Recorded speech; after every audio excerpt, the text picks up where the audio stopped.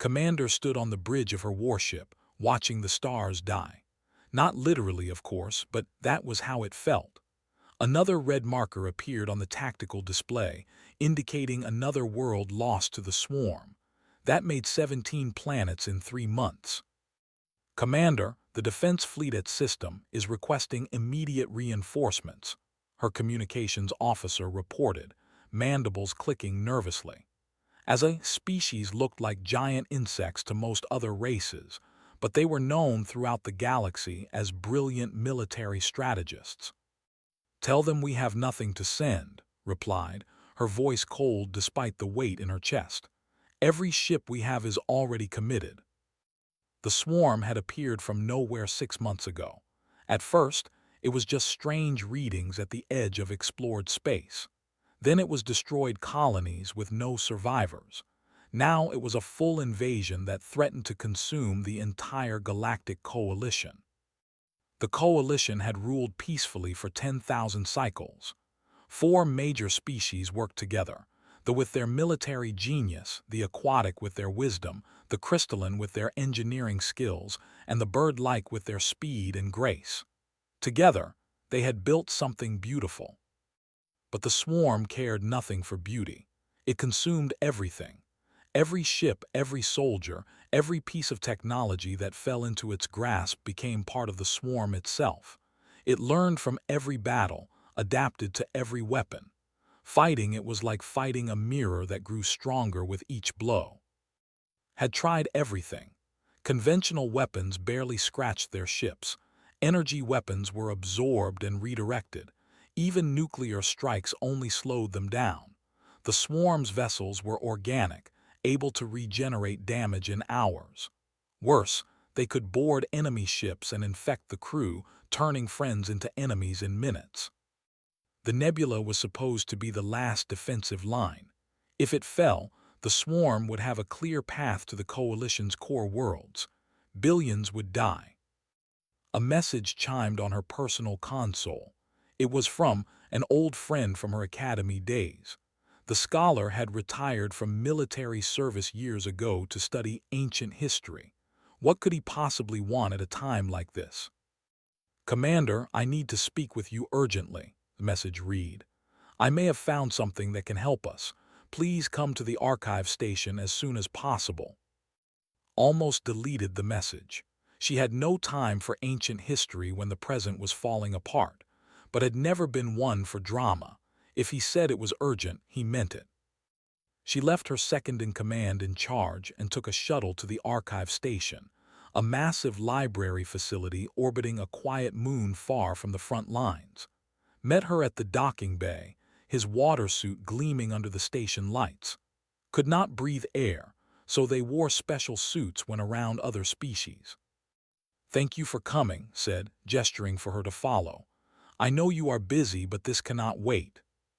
He led her deep into the archives, past rows of data crystals and ancient texts. Finally, they reached a secured room where 2 others waited. Recognized, an engineer whose crystalline body refracted light in beautiful patterns. The other was Sora, a pilot with brilliant feathers and sharp eyes.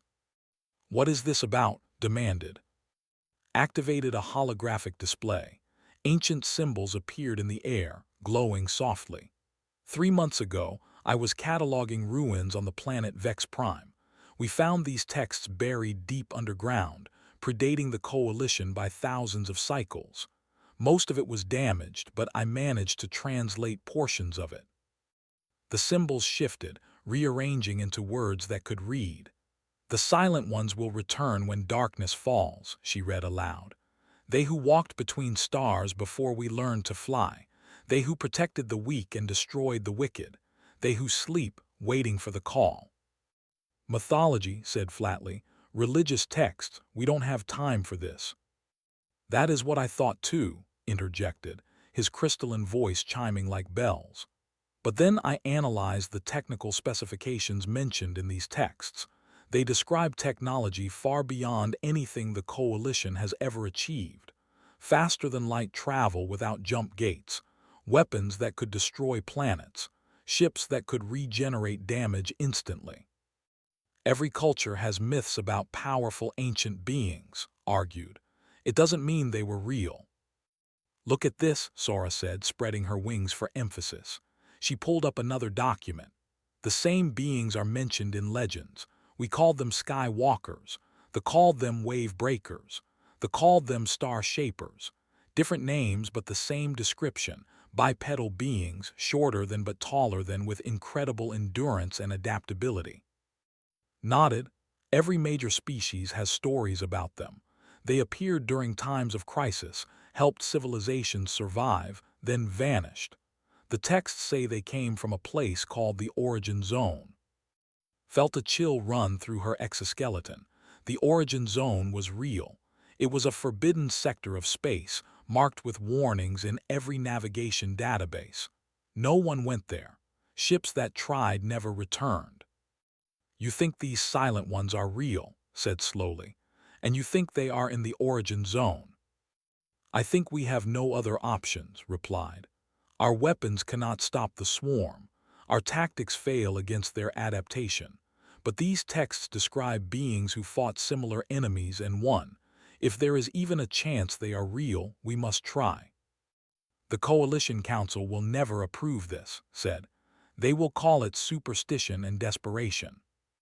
Then we do not ask for approval, Sora said, her eyes gleaming with determination. We are all skilled enough to make the journey.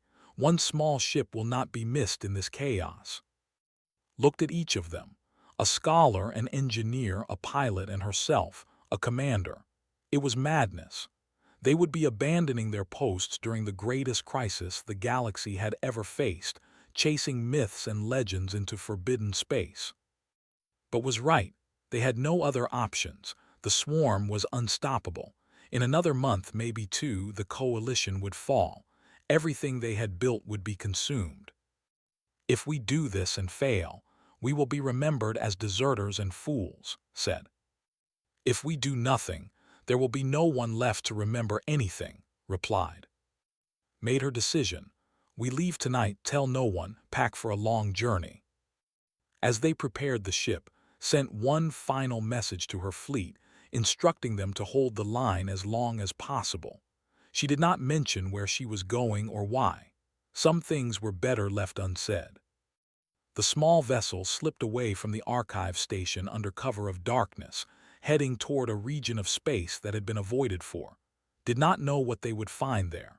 Ancient guardians sleeping in stasis, empty ruins of a dead civilization, or perhaps nothing at all but broken dreams and wasted time. But as another world fell to the swarm behind them, knew one thing with certainty. Hope, even desperate hope, was better than surrender. The journey to find the Silent Ones had begun. The Origin Zone was nothing like expected.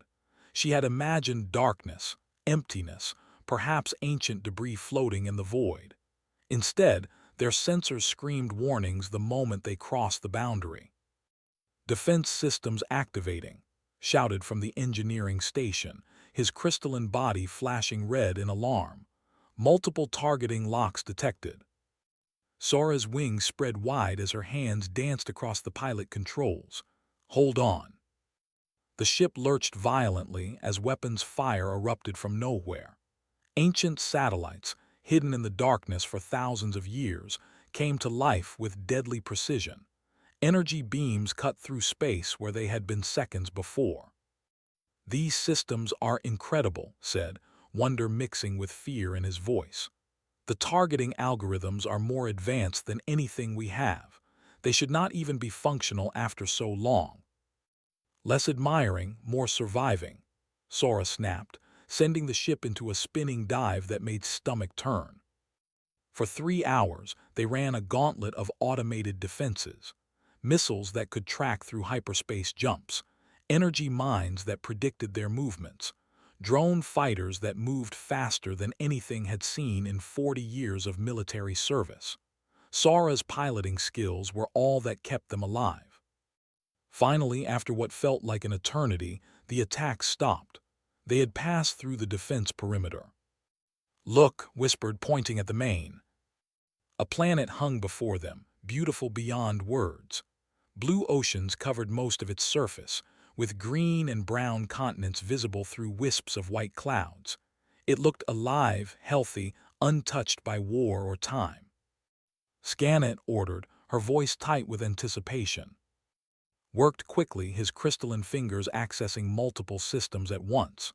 Breathable atmosphere, 78% nitrogen, 21% oxygen. Gravity slightly higher than standard. Temperature ranges suitable for carbon-based life. I'm detecting cities, infrastructure, but... He paused, confused. No active power signatures. No communications. No ships in orbit except one small satellite. "Is it abandoned?" Sora asked. "No," said, studying his own readings. "Look at the cities. They are not ruins. The structures are perfect, maintained.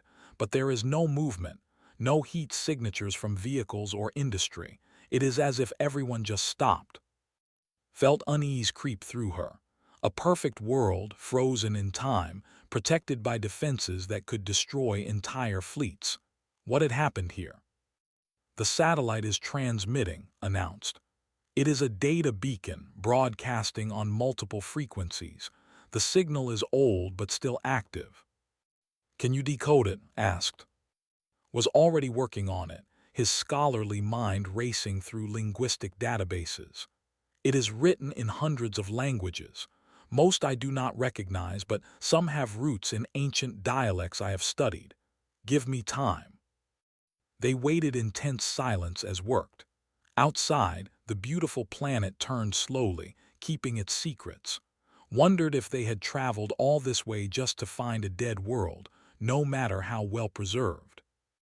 "I have it," said finally. The message repeats in every language, saying the same thing. He read aloud, his voice steady despite his obvious emotion. "This world is Earth, home of humanity. We have placed ourselves in stasis to preserve what must not be lost. Our knowledge, our culture, our strength, all waiting for the day we are needed. Wake us only when darkness consumes the light, when hope fades and extinction approaches. We will answer the call. We always have. We always will." Silence filled the bridge. Felt something stir in her chest, an emotion she could not quite name. Hope, fear, wonder. "They are real," Sora breathed. "The silent ones are real. They are humans and they are here sleeping." "But how do we wake them?" asked. "There must be a mechanism, a trigger." Was already analyzing the planet itself. "I am detecting a field surrounding the entire world. It is. I do not have words for this technology. It is a temporal stasis field, keeping the planet frozen at a specific point in time. Nothing ages, nothing changes. They could have been sleeping for a year or a million years and they would not know the difference." "How do we shut it down?" pressed. "We do not," replied, frustration clear in his chiming voice. "The controls are not external. The field can only be released from inside, or," he pulled up more data, "or when specific conditions are met.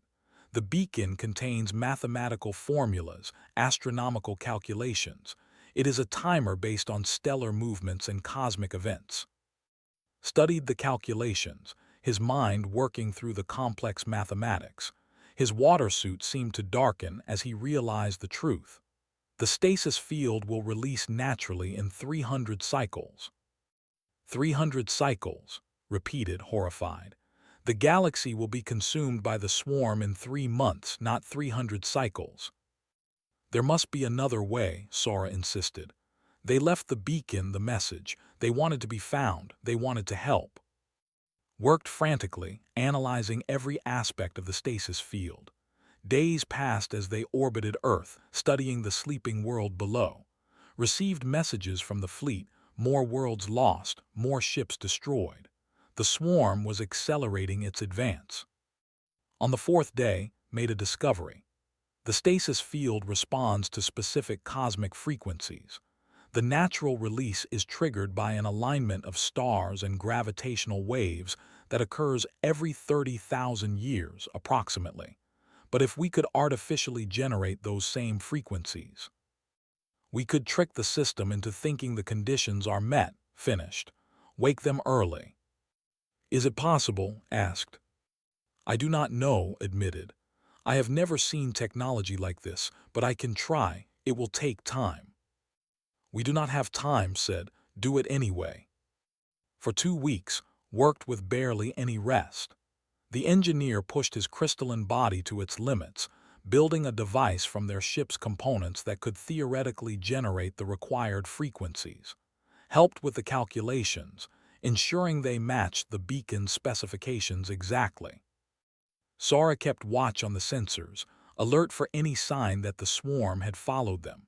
Coordinated with her fleet as best she could, watching helplessly as the defensive lines crumbled. Finally announced he was ready. This will work, or it will destroy our ship and possibly destabilize the stasis field catastrophically. I cannot give better odds. Do it, ordered. They activated the device. Energy poured from their small ship, generating frequencies that had not existed naturally in this region of space for thousands of years. For a moment, nothing happened. Then the planet began to glow. The stasis field rippled like water struck by a stone. Waves of energy cascaded across its surface, each one brighter than the last. Alarms blared in their ship as the power surge threatened to overload their systems. It is working, shouted over the noise. The field is collapsing. The glow intensified until had to shield her eyes.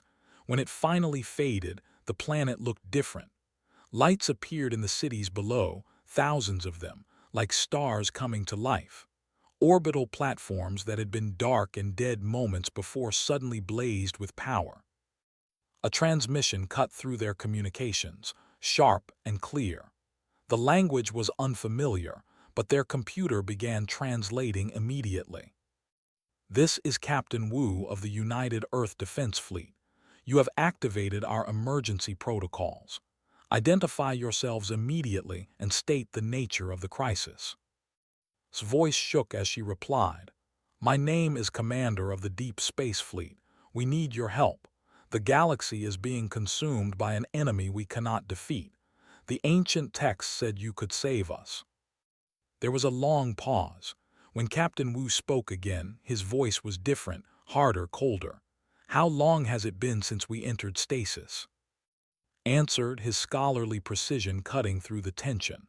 Based on our dating of the stasis field and cross-referencing with the beacon's timestamp, approximately 12,000 cycles. In Earth years, that would be roughly 27,000 years. The silence that followed felt heavy enough to crush stars. Finally, Captain Wu spoke again. We calculated 30,000 years before the next major crisis. You woke us early. Another pause. Upload all data on this enemy, everything you have. We will analyze it and determine our response. As sent the information, dared to hope, the humans were real, they were awake, and they were listening. Now she just had to pray they would fight. 6 hours after waking, the humans made contact again. This time, they wanted to meet in person. Stood in the docking bay of her small ship trying to calm her nerves. Beside her, checked his water suit for the third time. His crystalline body flickered with anxious light patterns. Even Sara, usually fearless, kept adjusting her feathers. Remember, said quietly, these beings have been asleep for 27,000 years. They will be confused, possibly angry that we woke them early. We must be respectful. Or they might just kill us, Sara muttered. Before anyone could respond, the air in front of them began to shimmer. Reality itself seemed to fold, and suddenly 3 figures stood where there had been empty space a moment before. No ship, no shuttle, no warning, just instant transportation. Stared, the humans were exactly as the ancient text described, bipedal, standing roughly between in height. They wore dark uniforms with strange symbols, and their faces were hairless except for the tops of their heads. Their eyes were small compared to most species, but they moved with quick intelligence, taking in everything. The one in front stepped forward. I am Captain Wu. This is Lieutenant, my tactical officer, and Dr. Our. His voice was calm, controlled. Thank you for the data upload. We have reviewed the situation. and asked, trying to keep her voice steady. The swarm is not a new threat, Captain Wu said. We have encountered similar hive-mind parasitic species 3 times in our history, twice before we achieved interstellar travel, once after. We know how to fight them. Relief flooded through. Then you will help us. Doctor stepped forward, her expression curious rather than hostile. Before we commit to action, we need to understand the current galactic situation. Our last memories are of a galaxy mostly empty of intelligent life. You speak of a coalition. Tell us about it. For the next hour, they talked. Explained the coalition's formation, the 4 major species, the 10,000 cycles of peace. Described their technology levels, their achievements in science and engineering. Sora shared the cultural exchanges, the art and philosophy that different species had developed together. The humans listened without interrupting, noticed how they seemed to communicate with tiny facial movements and gestures. It was subtle, almost invisible, but she could tell they were having entire conversations without speaking. When the coalition team finished, Captain Wu nodded slowly. You have built something worth protecting. The question is whether you can learn to protect it yourselves. We have tried, said, frustration creeping into her voice. Every weapon we have fails. Every tactic is countered. The swarm learns faster than we can adapt. Because you are fighting wrong, Lieutenant said. She was shorter than Captain Wu, but her voice carried absolute authority. You treat each swarm ship as an individual enemy. You try to destroy them one at a time. That will never work. She pulled a small device from her belt and projected a hologram into the air. It showed a swarm formation, but with layers of information the coalition had never seen. Connection patterns, communication frequencies, control hierarchies. The swarm is not many ships, explained. It is one organism spread across many bodies. See these frequencies. That is how the central consciousness controls each unit. Disrupt those and the units become mindless drones, easy to destroy. His crystalline body flashed with excitement. But our sensors cannot detect those frequencies. They operate on a level below our scanning resolution. That is why you are losing, Doctor said, not unkindly. You are fighting a 3-dimensional war with 2-dimensional tools. We can teach you to see what you are missing. Captain Wu walked to looking out at the stars. We placed ourselves in stasis for a reason. We knew that eventually, younger species would face threats they could not handle alone. We wanted to be there to help, but help does not mean doing everything for you. He turned back to them. We will fight the swarm. We will show you how to defeat them, but you must learn, must adapt, because one day we might not be here and you need to be able to protect yourselves. When can you deploy your fleet? Asked. It is already deploying, Captain Wu replied. We began mobilization the moment we received your data. Our forces will arrive at your defensive line in 36 hours. Felt her mandibles click in surprise. But you just woke up hours ago. How could you possibly mobilize an entire fleet so quickly? Because we never stopped being ready, said simply. Every ship, every weapon, every soldier went into stasis prepared for immediate combat. We just needed to wake up.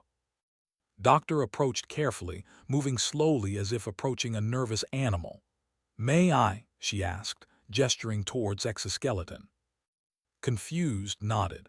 The human doctor pulled out a small scanner and waved it over his body. Her eyes widened slightly. Fascinating. Your species has enhanced cognitive processing in the thoracic ganglion. That must give you exceptional multitasking abilities and tactical awareness. She moved too. And your species processes information through bioluminescent chemical reactions in your cerebrospinal fluid. Incredible efficiency. You can determine all that with one scan? Asked, amazed. We have had a long time to study biology, Doctor said with a small smile. 27,000 years is a long time, but we spent millions of years before that learning to understand life in all its forms. Had been silent, but now he spoke up. Your transportation technology, the way you appeared here with no ship, that should be impossible. It violates the fundamental laws of physics as we understand them. Captain Wu smiled for the first time, though it did not quite reach his eyes. Your understanding of physics is incomplete. Not wrong, just incomplete. We discovered principles you have not encountered yet. We will share them in time. Why not now? Sora challenged. If we are fighting together, why keep secrets? Because knowledge without wisdom is dangerous, Captain Wu replied. Some technologies we developed nearly destroyed us. We learned to be careful about what we share and when. You will receive what you need when you are ready for it. An alert chimed on the humans' devices. Lieutenant checked hers and nodded to Captain Wu. The fleet has completed system checks. First wave is ready for deployment. Good, Captain Wu turned back to. We need you to guide us to your defensive line at the nebula. My ships will follow yours. When we arrive, stay back and observe. Watch what we do. Learn from it. You want us to just watch? Asked Insulted. While you fight alone? For the first engagement, yes, Captain Wu said firmly. You cannot help if you do not understand the enemy. Once you see how we fight, once you learn the principles, then you can join the battle. Trust me, Commander. There will be plenty of fighting for everyone. Wanted to argue, but something in Captain Wu's eyes stopped her. This was not arrogance. It was the look of someone who had seen too much death, made too many mistakes, and learned from all of it. We will do as you suggest, said finally. Thank you, Captain Wu gestured, and the three humans began to shimmer again. Before they vanished, he said one more thing. Commander, I know you are worried about your people, your worlds. I know you have lost much already. But I promise you this, the swarm's advance ends now. From this moment forward, they are the ones who should be afraid. Then they were gone, leaving only empty air and the faint smell of ozone. Sora whistled softly through her beak. I think I believe him. So do I, said quietly. Turned to her crew. Set course for the nebula, maximum speed. Contact the fleet and tell them help is coming. She paused, still trying to process everything that had happened. Tell them the Silent Ones have awakened and they are not myths. They are very, very real. As their small ship turned toward the front lines, allowed herself to hope for the first time in months. Behind them, Earth's orbital platforms gleamed with power, and hundreds of human warships prepared to enter the fray. The galaxy was about to learn what humanity could do. The nebula was burning. Watched from her command ship as the Coalition's defensive line crumbled. Dozens of vessels exploded every minute, their crews dying before they could even evacuate. The swarm pressed forward like a living tide, consuming everything in its path. Where are they? Her second-in-command asked desperately. The humans were supposed to be here hours ago. They will come, said, though doubt gnawed at her. What if the humans had changed their minds? What if they decided the Coalition was not worth saving? Then the sensors screamed. 36 ships appeared from hyperspace, arranged in a perfect formation. They were smaller than Coalition cruisers, sleeker, with smooth curves instead of the angular designs most species preferred. But the energy readings coming from them made breath catch. Each human vessel radiated more power than an entire Coalition battle group. This is Captain Wu to all Coalition forces. Pull back to defensive positions. We will handle the swarm advance. Observe and learn. Some Coalition commanders protested, pride wounded by the order to retreat, but gave the command anyway. All vessels fall back to secondary positions. Let the humans through. The swarm noticed the new arrivals immediately. Half their forces, over 200 ships, turned toward the human fleet. To the swarm's hive consciousness, these were just new prey to consume and assimilate. They had no idea what they were facing. The swarm ships rushed forward in their usual chaotic swarm pattern, overwhelming enemies through sheer numbers and unpredictable movement. The human fleet did not scatter or panic. Instead, they moved together like a single organism, each ship perfectly positioned to support the others. The battle began. Human weapons fired, but they were unlike anything the Coalition used. Instead of trying to overwhelm the swarm's regeneration with raw power, they used precise frequency bursts. Each shot targeted specific points on enemy vessels, and wherever they hit, the swarm ships seemed to convulse. "Their weapons are disrupting the control signals," said from the engineering station, analyzing the data frantically. "Look, the swarm ships are becoming uncoordinated." He was right. Swarm vessels that moments ago had moved with perfect synchronization now drifted aimlessly, their regenerative abilities shut down. Human ships swept through them like farmers harvesting wheat, destroying the disabled craft with brutal efficiency. But the swarm adapted quickly. New ships emerged from the main force, their hulls already modified to resist the frequency weapons. They charged at the human fleet with renewed coordination. The humans changed tactics immediately. Their ships split into smaller groups, moving in patterns that seemed random but were clearly planned. They led swarm vessels into overlapping fields of fire, used the nebula's gas clouds for cover, and exploited weaknesses in the swarm formation that had never even noticed existed. "They fight like they can read the swarm's mind," Sarah whispered in awe. Lieutenant's voice came over the Coalition command channel. "Pay attention to the communication nodes. Every swarm formation has them, larger ships that relay commands from the central consciousness. We are highlighting them on your displays now." Tactical screen updated, showing certain swarm vessels marked in red.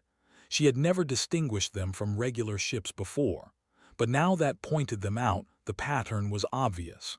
Those ships stayed back, protected, while others did the fighting. "Target those nodes," instructed. "Destroy them and the surrounding ships lose coordination. It is that simple." Several Coalition commanders began following the advice, focusing fire on the marked vessels. It worked. When a node ship exploded, the dozens of swarm craft around it became confused, their movements uncoordinated. They were easy targets after that. The tide of battle was turning, but the swarm had one more trick. Dozens of boarding pods launched from swarm vessels, racing toward the human ships. These pods were the swarm's deadliest weapon. Once they breached a hull, parasites would infect the crew and turn the ship into another swarm asset. "Warning the human fleet," communications officer shouted. "They know," Captain Wu's calm voice replied. "Watch." The boarding pod struck 3 human vessels, watched in horror, waiting for those ships to turn against their allies. Instead, she saw something that belief. Inside the breached vessels, human soldiers engaged the swarm parasites in close combat. The feed from their suit cameras appeared on screen, and she watched as a human named Sergeant led his squad against the invaders. The parasites were fast, deadly, designed to overwhelm and infect within seconds. But the humans were faster. They moved with practiced precision, their weapons designed specifically for this type of threat. They did not panic when teammates were infected. Instead, they immediately administered some kind of medical treatment that purged the parasitic contamination before it could take hold. "We lost too many friends to this kind of enemy," Sergeant said over the open channel, his voice steady even as he fought. "We made sure it would never happen again." Within minutes, all the parasites were eliminated. The breached ships sealed their hulls and returned to formation as if nothing had happened, had never seen anything like it. The battle raged for 6 hours. The swarm threw everything it had at the combined forces. But with the humans teaching them in real time and the Coalition learning to target the right weaknesses, the outcome was never in doubt. When it ended, the swarm's assault on the nebula was not just stopped but reversed. The human fleet pursued the retreating enemy with relentless efficiency, destroying hive nodes and cutting communication pathways. They fought without celebration, without glory-seeking. They simply eliminated the threat with mechanical precision. Captain Wu's face appeared on. He looked tired but satisfied. The immediate threat is neutralized, but this was just one battle group. The main swarm force is still out there. Then we keep fighting, said, together. Agreed. Wu paused and something like approval crossed his features. Your people learned quickly today. Several coalition commanders adapted the tactics we showed them and used them effectively. That is good. That is what we hoped for. Teach us more, requested. Everything you know about fighting the swarm. We will, Wu promised. Doctor and Lieutenant will work with your scientists and military leaders. We will share our tactical databases, our weapon specifications, our combat experience. But remember, this is not us saving you. This is us fighting alongside you until you can stand on your own. Over the next week, human forces systematically dismantled the swarm's invasion. They moved from system to system, liberating occupied worlds and destroying swarm infrastructure. And everywhere they went, they brought coalition forces with them, teaching them to fight effectively. Doctor worked with scientists showing them how to detect the frequencies the swarm used for communication. You do not need our sensors, she explained patiently. You need to understand the principles.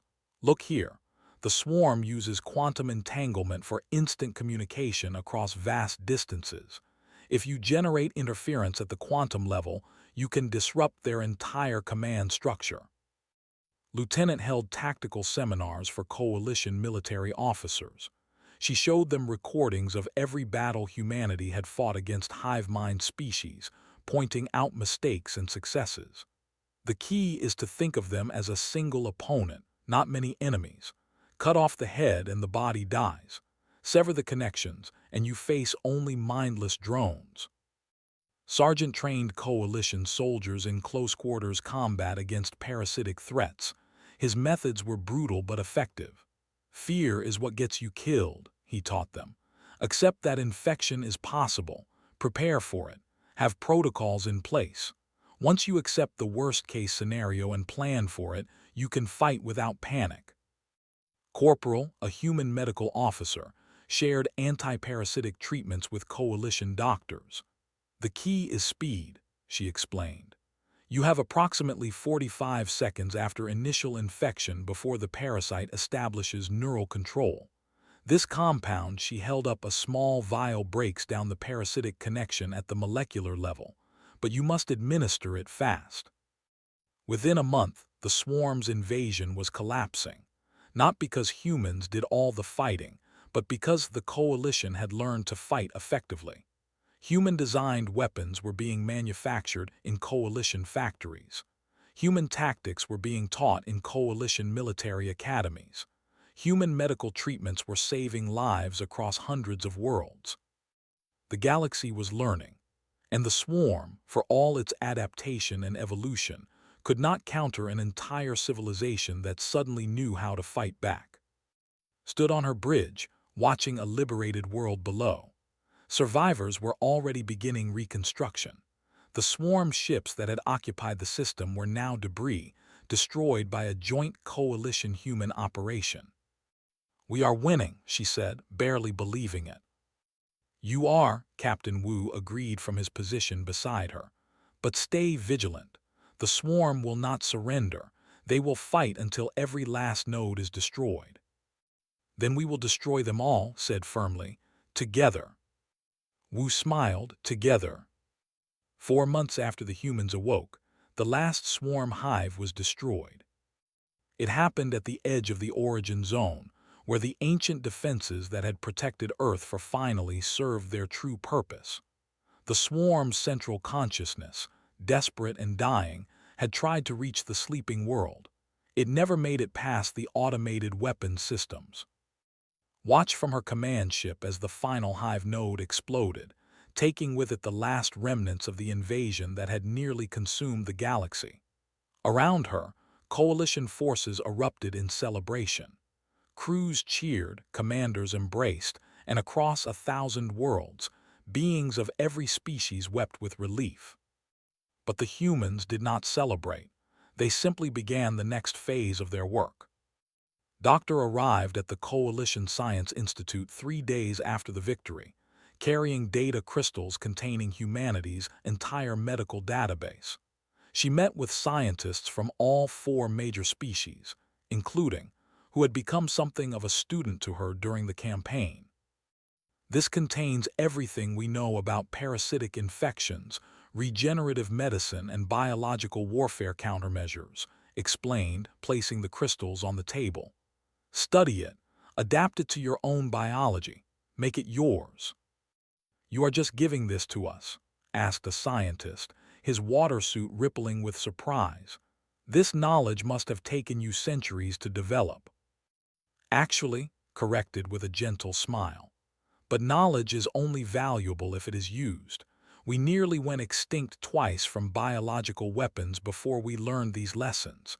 If our pain can prevent yours, then it was worth something. His crystalline body glowed with gratitude. We will honor this gift by learning well.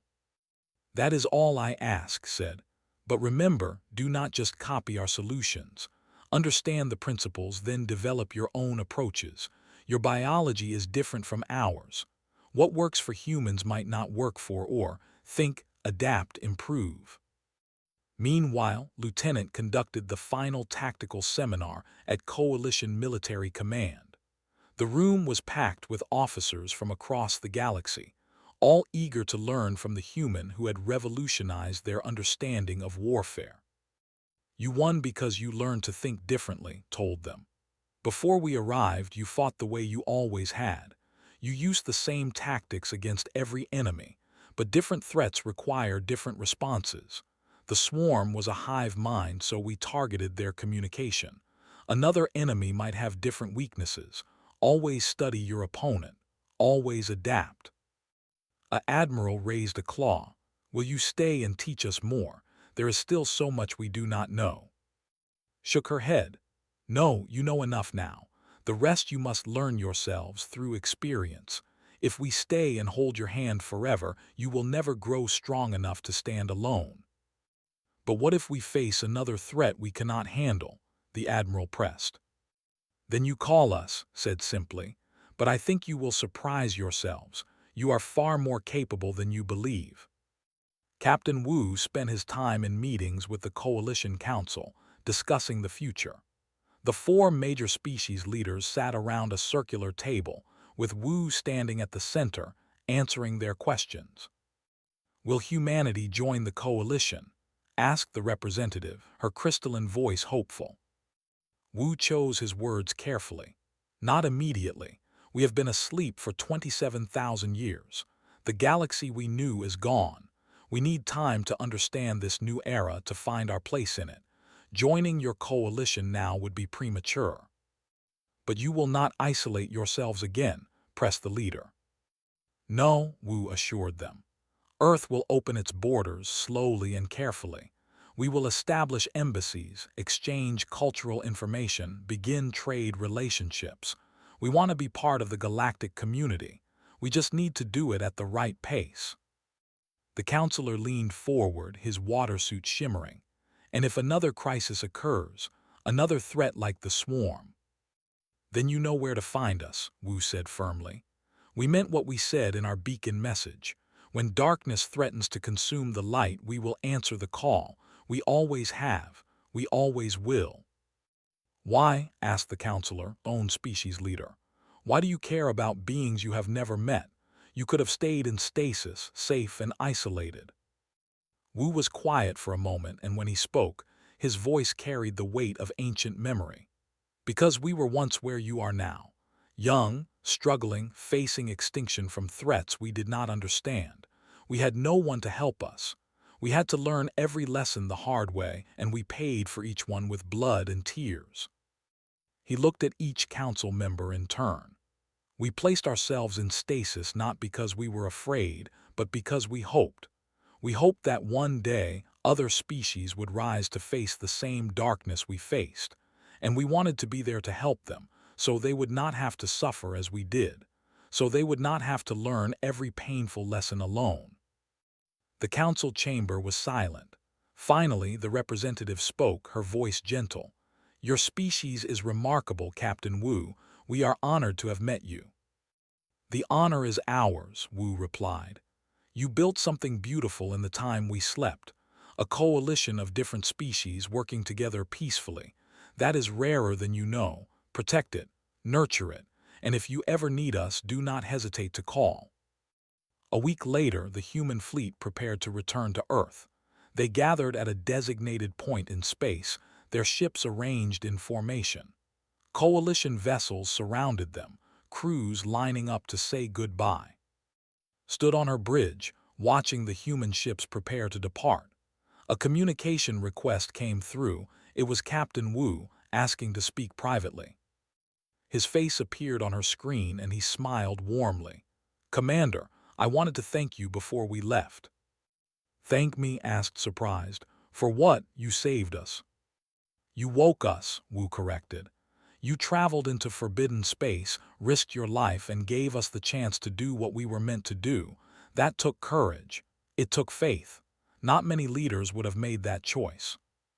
Felt her mandibles click with emotion. "I was desperate. I had no other options." "Desperation or not, you made the right choice. And you led your people well during the war. You learned quickly, adapted our teachings, and helped others understand them. That is the mark of a true leader." "Will I see you again?" asked. "I hope so," Wu said sincerely. "Earth is not far from here in galactic terms. Send an ambassador when you are ready. We would be happy to receive them, and if you ever need help—" He trailed off, then smiled. "Well, you have the coordinates now." Before he signed off, Lieutenant appeared beside him. She held something small in her hand. "Commander, we are sending over a package, a gift." Minutes later, a small pod docked with ship. Inside was a device the size of her claw, sleek and smooth. When she activated it, a holographic display appeared with instructions in her language. It was a communications relay, capable of instant contact with Earth across any distance. No matter where she was in the galaxy, she could call for help if she needed it. Held the device carefully as if it were the most precious thing in the universe. In a way, it was. It was a promise kept, a bond formed. The human fleet began to move, their ships gliding gracefully toward the origin zone. Coalition vessels formed an honor guard, escorting them to the boundary. Across the fleet, crews saluted in their own ways, clicking mandibles, pulsing with light, chiming harmonically, singing flight songs. As the last human ship crossed into the origin zone, Sora spoke quietly from the pilot station. "The galaxy feels different now, bigger somehow, but also safer." Nodded in agreement. "Because we know we are not alone. The myths became real and they proved to be friends." His crystalline body shimmered thoughtfully. "They taught us so much in such a short time, but I think the most important lesson was not about weapons or tactics." "What was it?" asked. "That we were stronger than we knew," replied. "We just needed someone to show us how to use that strength." Across the galaxy, reconstruction began. Worlds damaged by the swarm were rebuilt. New defensive systems were installed using human-inspired technology. Coalition military academies taught the tactics humanity had shared. Medical facilities stocked the treatments that Doctor had provided. But more than technology changed. The coalition itself evolved. Having faced near extinction and survived only through cooperation with outsiders, the four major species became more open to new members, new ideas, new perspectives. Other species that had existed on the fringes were welcomed into the fold. The galaxy was learning what humanity had tried to teach, that survival depended not on isolation, but on connection. Not on domination, but on cooperation. Not on keeping knowledge secret, but on sharing it freely. On Earth, humanity slowly awakened from their long sleep. They found themselves in a galaxy very different from the one they had left. New species, new cultures, new wonders to discover. It would take time to adjust, to find their place in this new era. But they were not afraid. They had faith that the galaxy was full of beings worth knowing, worth protecting, worth standing beside. And somewhere in the void between stars, in the empty space where the swarm had once threatened everything, there was peace. It was a fragile peace, built on sacrifice and hard-won lessons, but it was real.